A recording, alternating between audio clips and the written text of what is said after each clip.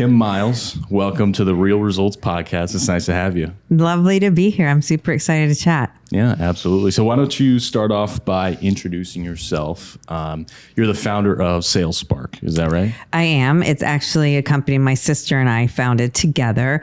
We tend to love to do business together. We both have extensive background in sales. We've done everything. That was where I got my start.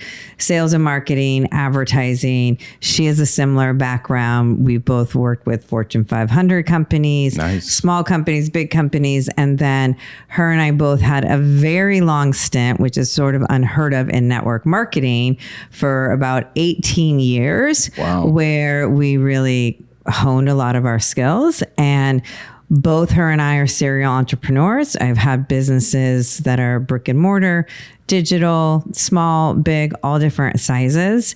And we formed Sales Spark really because the common thing is most people are really good at what they do. They're just not good at selling what they do. Okay. Yeah. And you're into like sales systems, right? And strategies most. Yeah. I think that without a sales strategy and without a sales system, most companies that I see, they just sort of flounder. Yeah. And to me, the sales piece is the first piece. And a lot of times people have it as the last piece. Right.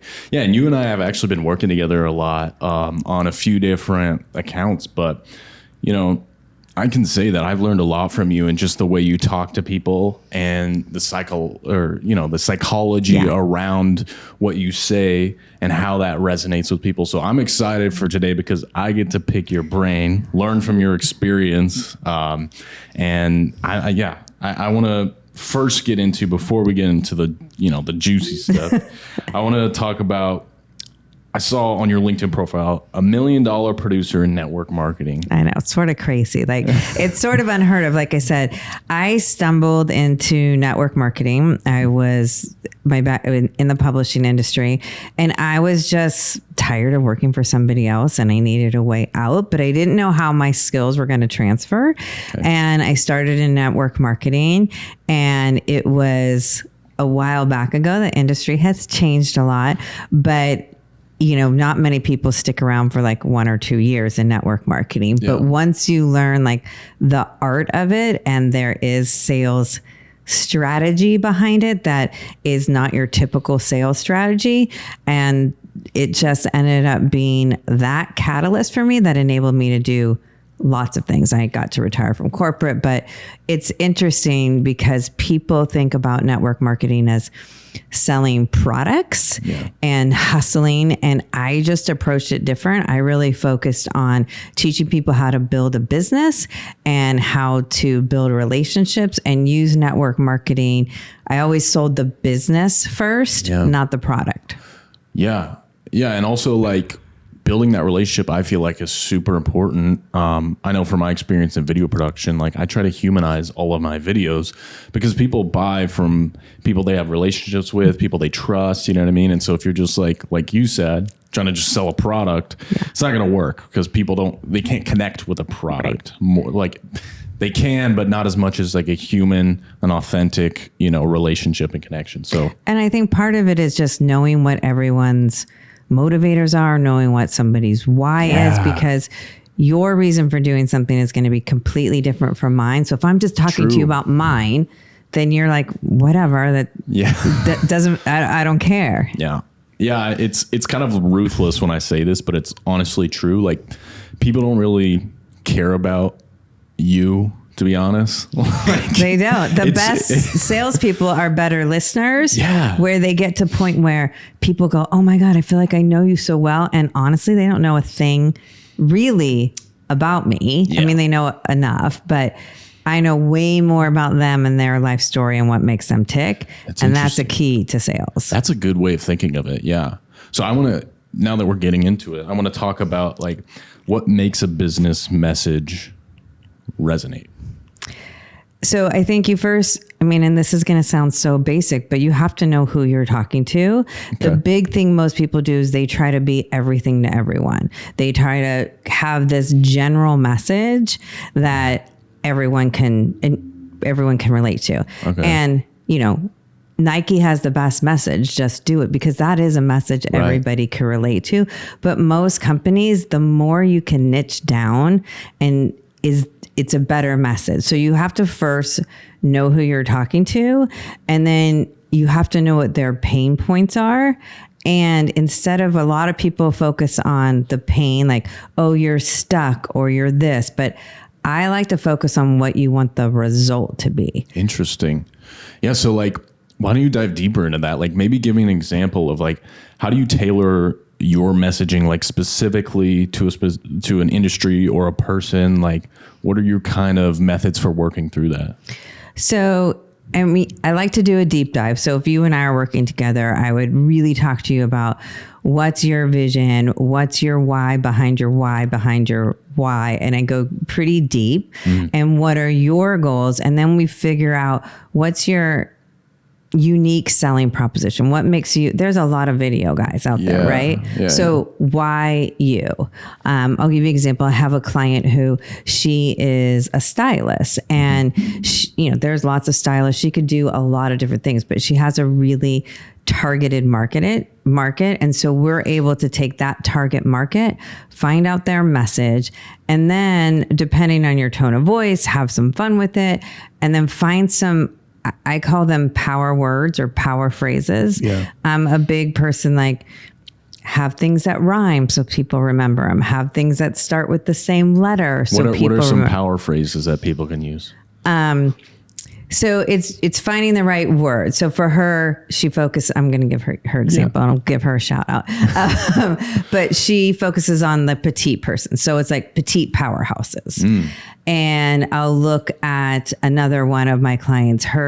She's in the personal growth space, and her whole mission is reclaim, rediscover, and rise. So it's finding the things that people are going to go, yes, I want to know more about that. Yeah, I think Apple actually has a program where they teach their employees like these power words to use in meetings with clients and stuff like that. I have a friend who used to work at Apple, and he talked all about that. And it's really important, like dialing down those phrases, because it's so weird. Like, the language that we use really matters, and even like down to like the tone of the voice, right? Exactly. I mean, I'm not an expert on that. No, but you capture it in your videos for sure. Yeah. And I think it goes back to just being so clear on your message. I mean, most people, they can't tell you what they do in one sentence. They can't tell you what they do in 30 seconds. Yeah. And so, I always say this, like, a confused mind does nothing. And so if your message isn't clear,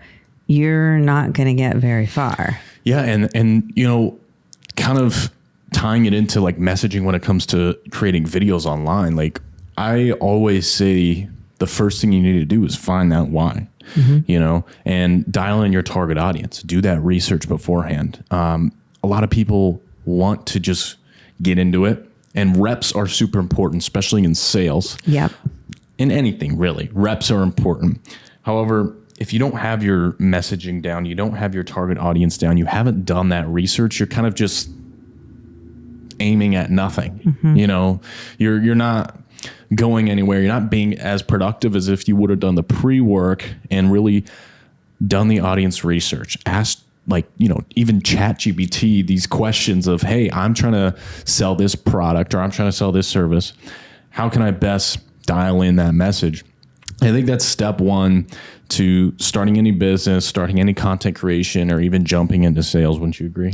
Yeah. I mean, I talk about this all the time. I was just on the phone earlier, and you can have the best website. You can have the prettiest pictures and the best product. You could have the best product, but if you don't know how to sell it and reach your audience, you're dead. It's a longer journey. Yeah. And I think it's not, if you ask most people, what's your why? They're like, oh, I want to make an impact, or I want to make money. But if you keep asking, well, like, why is that important? Why is that important? About 7 times, you're going to come up with the real answer. And from that is where the gold is, to really be able to message something. Yeah, I think I've heard that before as well. Yeah, I mean, that's super valuable. And also, like, the art of having a conversation too. I feel like maybe you want to talk about like the importance of storytelling, and maybe we can get into that. Yeah. And it's interesting because today, you know, you have, what is it, 3 seconds to grab somebody on Instagram or social. Yeah. And so it is about what is going to be like that story that you're going to get them. I always like to say, you know, call out your audience really early. So if you're focused on, you know, men or women or something like, say, hey, men, or hey, women who this. But I think everyone, if they can learn that art of storytelling, then it's your selling without selling. Yeah. You're telling the story. You're finding something that relates to somebody. Mm-hmm. And I think the best salespeople can have a conversation. They know a little bit about a lot. Yeah. And it's not only like finding something that resonates with someone else, not just your story, but like we talked about earlier, you don't want to get too much into like talking about yourself, right? Make sure it's a story that people can get value from, right? Yeah. The number one thing is value.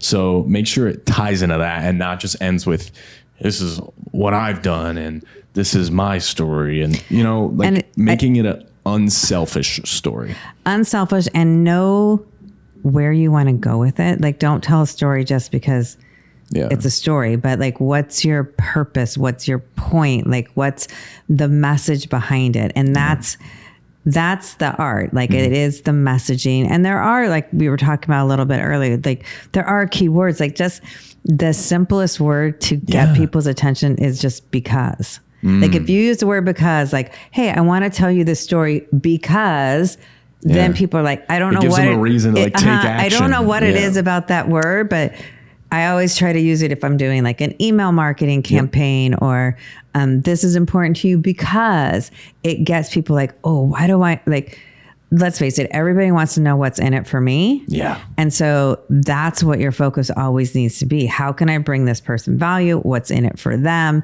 All of those things. Yeah. And like, do this because here's the value you're going to get from it. Yes. Yeah. That totally makes sense. And also another part is making sure that you reference, you know, a big brand while you're creating any content. Like referencing other stuff is, I feel like it's like a little hack that I've been using lately in my videos and, you know, generating revenue is referencing. Don't be afraid to reference a big brand in not just like, it doesn't have to be a company. Mm-hmm. It could be like a person like Elon Musk or Steve Jobs did this or Nike did this with their Just Do It campaign, right? That's another like kind of little trick that people can use to build credibility. Yep. You know what I mean? And it gives people a visual and they can see it and they can see how they can relate. I'm always a big fan of that. Like, I don't think like if you do your business right and you have that niche and you know how to market and sell it, then you don't really have competition because there's different, I mean, people are going to like you or they don't. There's enough for everybody. Yeah. And maybe on that point, like, why don't we talk a little bit about, you know, building trust digitally, right? Through social media and stuff like that. I mean, that's an important part of like kind of the sales process too, right? Websites are important, but before I go to somebody's website, I go to their social. It's just the way it is. So you do have to have a presence, even though like I've definitely taken my breaks and definitely been like, oh, I'm off it for a while. I started to treat it like a 9 to 5, like social media is only open 9 to 5. Yeah. So I put some boundaries in, but you only have that little bit to gain that credibility. So I think the messaging on social media, from your profile to your highlights to the first line that people look at, like, are you speaking to me? Because if you're not speaking to me, then I'm next. So it's figuring out how you could speak to your audience and stop worrying about if you're people liking you, because not everyone's going to like you and those aren't your clients. Right. And I'm kind of like the phase before you and like the marketing. But yeah, like that's honestly an important part, is building that portfolio on your social media, because then when you get to that sales process, they feel like they already know you. Exactly. You know what I mean? And that's why I love what I do is because I build that trust before you even meet someone. And Right. it's kind of beautiful. Like there's no other time in history where you could be able to do this, you know? Right. And if you don't have video, and whether it's you talking professional video, I mean, you have to have something because that's what people are going by these days. People are making decisions. I mean, everyone's buying on Amazon in a second. I probably like every day something's showing up, but people are buying on Instagram and they're not having conversations. They're buying because of what they see and they feel like they know, like, and trust you.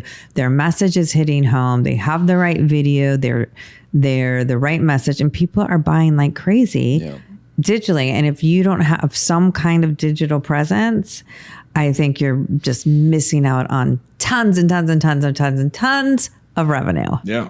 Yeah. I can't tell you how many times I've, work with like someone and I see their social media presence, before I even talk to them. And I'm like, I almost get like nervous, right? Because you're like, wow, this person's so credible. Like, look at his social media following, and so you don't realize who someone is. And then when you actually go on their social media and like hear them talking and stuff like that, and honestly, like sometimes it makes you more comfortable because like you know what to expect going into a meeting, or like when you're buying from someone, you know what to expect because you've heard them talk. You hear how they talk, right? How they interact, their and behaviors. what they're doing too is they're saying this. The best people say the same message over and over in different ways. Like most people get bored of their social media and they're like, I already said that. I've already talked about this. But honestly, with new people coming up, you've got like your core messages. You should be saying those over and over and over again so that with just like you said, when I see what you're doing and I see the same message, I feel like I know you. And what are like some other like common kind of pitfalls, I guess, in messaging? I think people focus on more of what they like about their product or brand, not what's important to somebody else. Can you give an example maybe? I was talking to somebody in marketing and they were talking about this like robust strategy and they're going to have all this data and analytics. And I was just like, okay, I need you to dumb this down because what you're talking about is not important to me. Now, if you talk about like, oh, you're going to see how many people liked you, engaged with you, followed you, got a return on your investment. That says more to me than this big, robust strategy. So it's almost like using too big of words, trying to be too much of that expert and using like the big thing I see is people use language that the everyday person doesn't know. Yeah, and like industry jargon. Industry jargon. That's what I was looking for. Yeah, industry jargon, because what happens is you get so comfortable in it and you know what you're talking about. You think everybody does, and you're missing like the whole boat. So dumb it down then. Well, let's say simplify. Simplify. Okay. Simplify, right? And so that people should know exactly what you do in right away. There shouldn't be any questions. So there's like finding that balance, right? You don't want to seem like too, I guess, I don't want to say smart, but like you don't want to be too technical. You can still feel like the expert without making the audience feel like, oh, I don't even know what he's talking about. And I've done this a million times on, chat. I'll be like, explain this concept to me like I'm a fifth grader. And that's sometimes the language people should be using. Man, I tell you how many times I've had clients ask me how things work, and then I start talking about lights and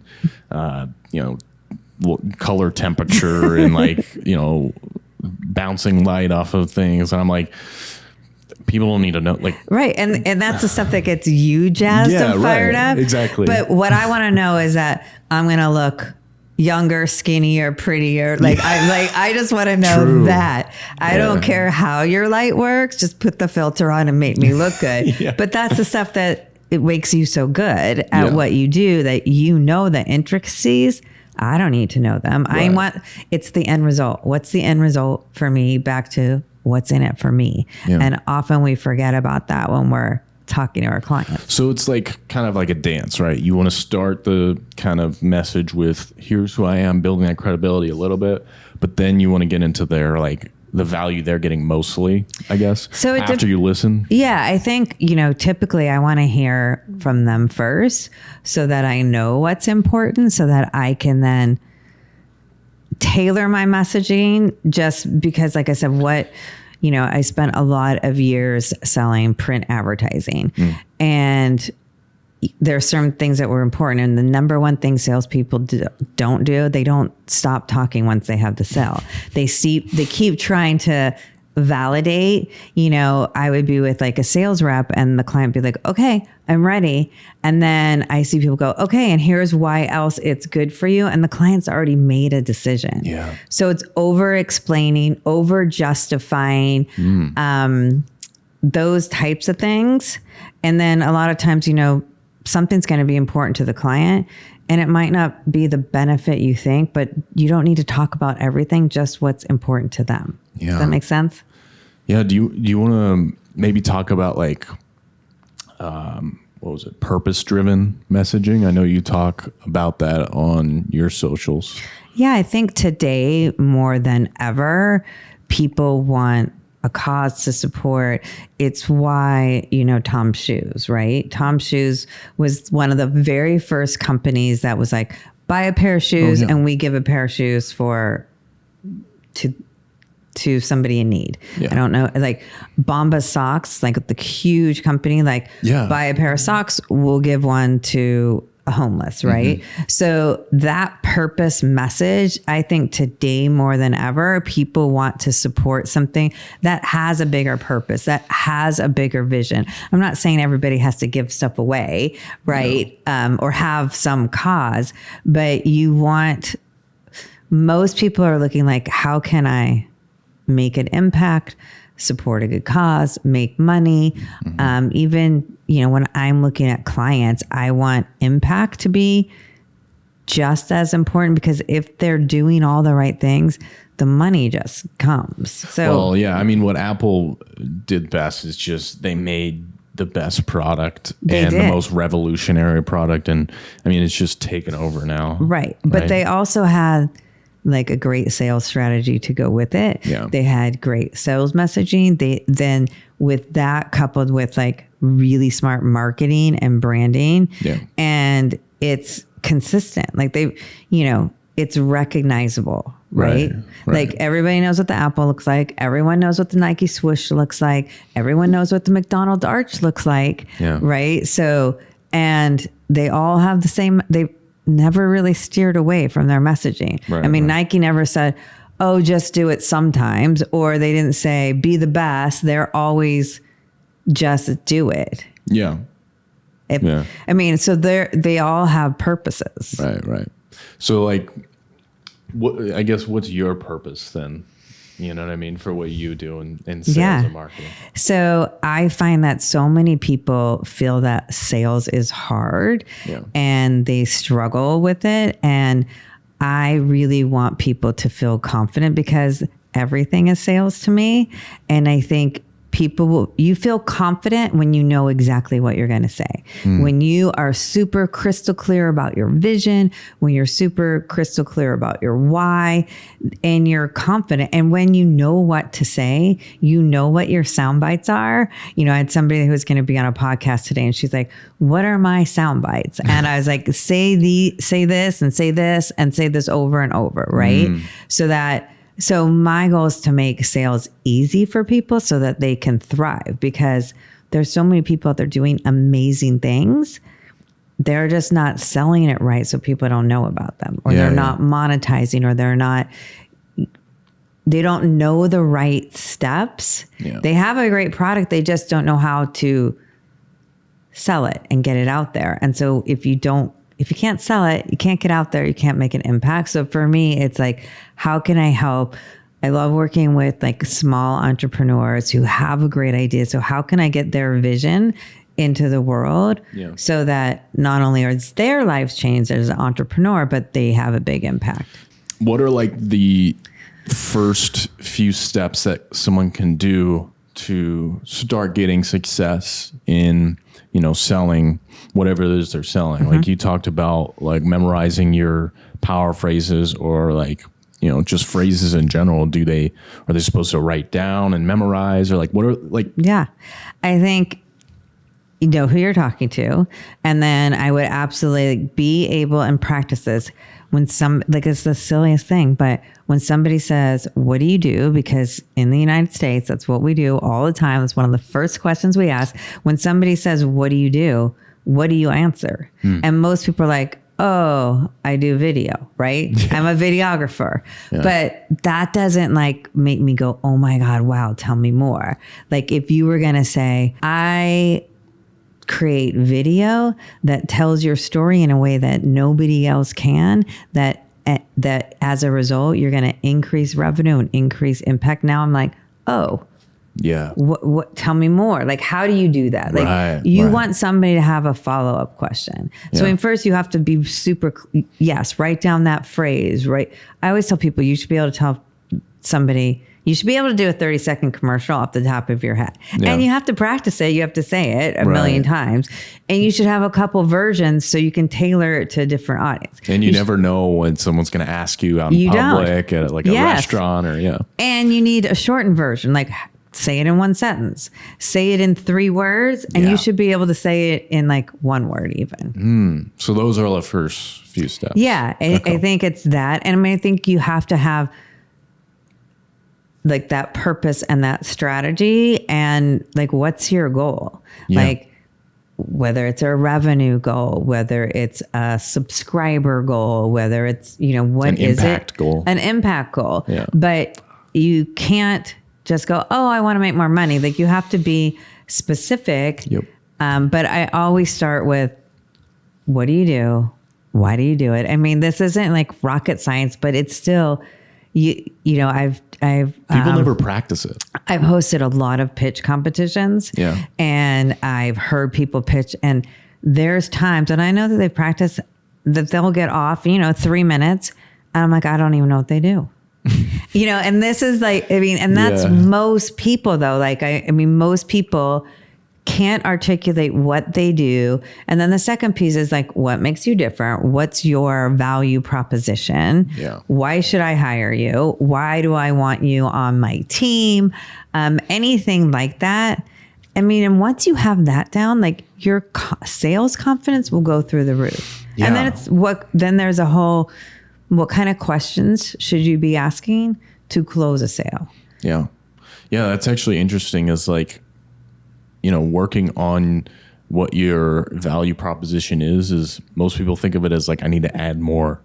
When today I kind of learned that you need to, take a little bit off, stop using that industry jargon and make sure that everyone else can understand. So I love that. Yeah. Yeah. And then there's just and then it's learn the art of closing a sale. And it's hard, and that takes practice too. I mean, these are all skills to learn, but everyone can learn them. I mean, and it's just knowing the right questions at the end instead of, saying, like sign here. I always like to say, okay, here's our next step. We're going to X. Right. Let's do this. I ask clarifying questions. Is everything making sense? Do you see yourself, doing this? Those types of things. What are the next steps you want? And I always, I think you and I have talked about them. One of my favorite questions is, help me understand X. Yeah. So that I know exactly where you're going, what you're doing, why. Yeah. I love that. Just to kind of wrap up here, what are some other just lessons that you've learned from life? It could be business. It could just be life experience. Yeah. I mean, you have to mess up a lot. You're not going to get your power phrase right away. You're going to have to screw around with it. You're going to have to see what resonates, what hits with people. You have to just be willing to adapt and change, because you might think you have the best idea because you want it. But if your audience doesn't love it, then how can you tweak it? How can you pivot? How can you make changes to not lose the core of your product or services? Yeah. And then you have to, surround yourself with a good team. I don't know anyone who can do it by themselves. I can't tell you how many times I've done market research for a company, and I've gave them, the steps to success. Here's who's buying a product. And then it ends up being like the complete opposite of what we think. Yeah. You know what I mean? And it ends up like, we're like, okay, who's buying this? It's obviously parents, but then the kids hear about it on social media. They tell their parents. Yeah. And it's like a lot of times it's the complete opposite. So you're right.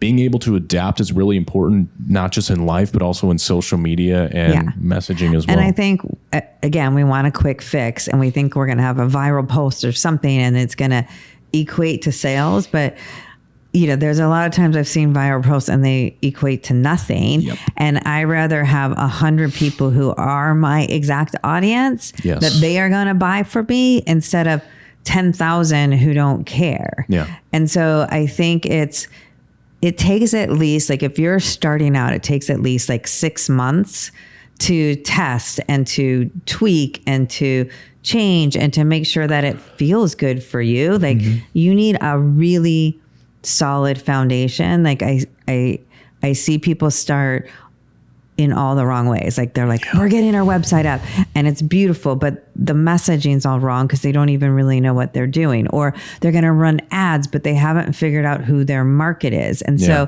I see people spend a lot of money on the wrong things.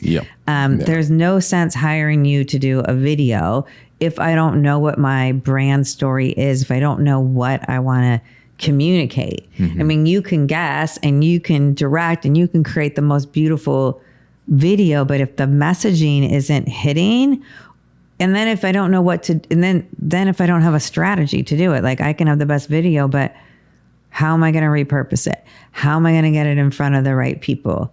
I think most people just cross their fingers and hope this is like the one that's going viral, but that goes back to the sales strategy. Like, what's your plan? How are you going to use it? Well, I think that the viral versus generating revenue, it really depends on your goal. Like, I don't want to say going viral isn't going to help it what you want to do. Yeah.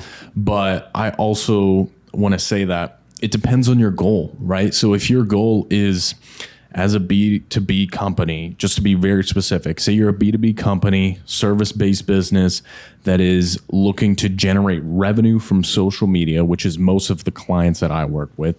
But say you're that type of company. You want to generate revenue. You're not doing it for following, whatever. Then that's where you want to focus on those 100 people, really tailor your message to them. However, there is some benefits to going viral if it works out for your specific industry. For example, selling, let's say, a product on TikTok. Yep. Right? Those little kind of niche products are very important for going viral. Or if you want to be like a full-time content creator and get sponsorships, right? And you want to get views, you want to generate revenue from only social media, then going viral is going to really help you in your career because that's going to be your main source of income. However, if your main source of income is from your business and you want people to go from social media to your business, it's a whole different strategy. And that's the key. It's like, it's having that strategy. And so once they see it, where are they going to go? And then once they go there, then what's going to be their entire experience? Like what's going to be the next step? How am I going to keep them? And most people today, they want some form of community. They want some form of connection. And so, great, I saw your video. And then what's my next step? And to be able to take me through the journey, because I might not want to buy today, but you want me staying in top of mind. Right. Yeah. You want me top of mind. And I always say this, and it's sort of a cliche. Lots of people have heard it, but the fortune's in the follow-up. So if you don't have a follow-up plan, then there's no sense of even, doing all, going forward. Right. Yeah. I was looking at something on Instagram and it was like this real estate course for women, and I kept seeing it and I was interested and like finally, like I clicked. And that's the other thing. Most people have to see your message at least 7 times. Yeah. And they have to, like, you have to follow up at least 7 times. Most people quit after 3. Most people don't even do 1. Right. But the ones who do follow up, they're like, oh, I don't want to bug somebody. And let me tell you, like, if the person that you're bugging, they're going to unfollow you, they're going to block you, they're going to unsubscribe. So we have to stop worrying about, like, I don't want to bug anyone. Like, that to me is a big mistake I see people make. Well, I already sent them this, or I already said that. And so you got to have the sales strategy behind it. And same with like a social media ad campaign. Okay, you run these great ads, but where do they go? And then once they do it, and there's a difference between like an impulse buy, like you said, I've clicked and bought, a $30, $40 product, but if I'm going to invest $5,000 or $6,000, I'm going to see it a couple times. I'm going to, so it's knowing that right strategy for whatever kind of product or service you have. Yeah, absolutely. Well, Kim Mylls, thank you so much for coming on the podcast. Why don't you plug your social media and maybe your website, or where just people can find you? Yeah, people can find me at salesspark.biz. I'm on social media as Kim Mylls. It's KIMMYLLS. I'm going to try to do better and be on a lot more to connect with everyone. But my website's a great place to start. Instagram is a great place to start too. Awesome. Thank you so much. All right. All right. Until next time. Until next time.